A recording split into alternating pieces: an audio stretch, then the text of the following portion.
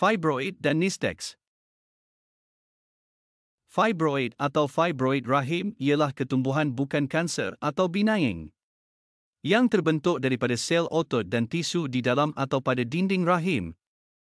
Apa itu fibroid? Fibroid ialah ketumbuhan yang mempunyai ciri-ciri berikut: tidak berbahaya dan bukan kanser, boleh tumbuh secara tunggal atau berkelompok, saiznya berbeza, dari sekecil biji benih hingga sebesar tembikai. Boleh tumbuh di dalam dinding rahim, di luar permukaan rahim, atau di dalam rongga rahim.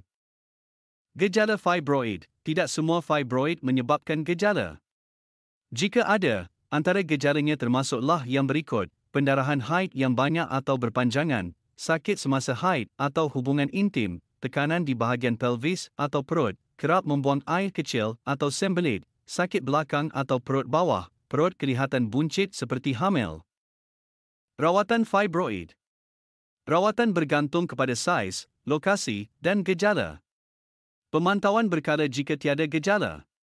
Ubat tahan sakit dan suplemen zat besi untuk anemia. Rawatan hormon untuk mengecilkan fibroid. Pembedahan seperti myomectomy, buang fibroid tanpa buang rahim, uterin arteri embolisasi, hentikan aliran darah ke fibroid, histerektomi, buang rahim sepenuhnya, untuk kes serius.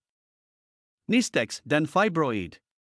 Nistex, yang mengandungi habatus sauda dan monk fruit, berpotensi membantu penghidap fibroid rahim melalui mekanisme tindakan semula jadi yang menyasarkan keradangan, tekanan oksidatif, dan keseimbangan hormon.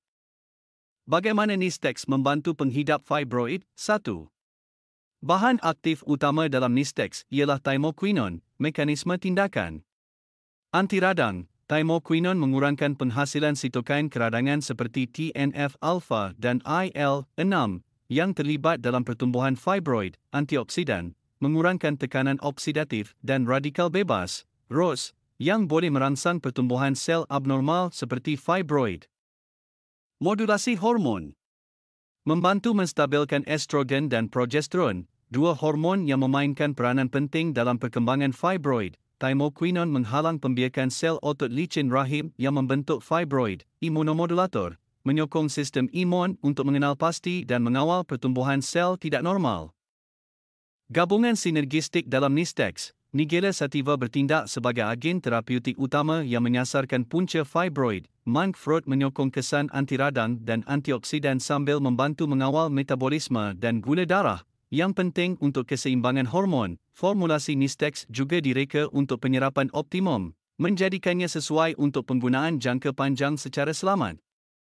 Kesimpulan, Nistex berpotensi membantu penghidap fibroid melalui pengurangan saiz dan simptom fibroid, penstabilan hormon wanita, pengurangan keradangan dan tekanan oksidatif, sokongan imun dan metabolik secara semula jadi.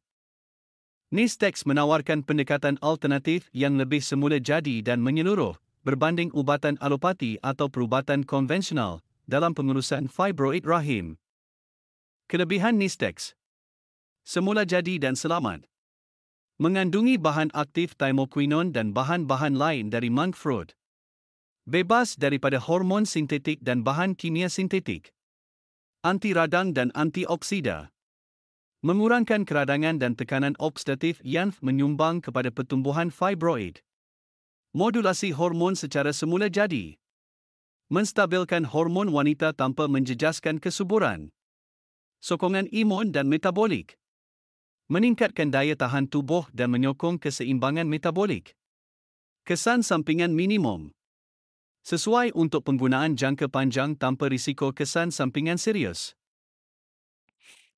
Thank you very much for your kind attention to the video. Hope to see you again in other videos. Thank you.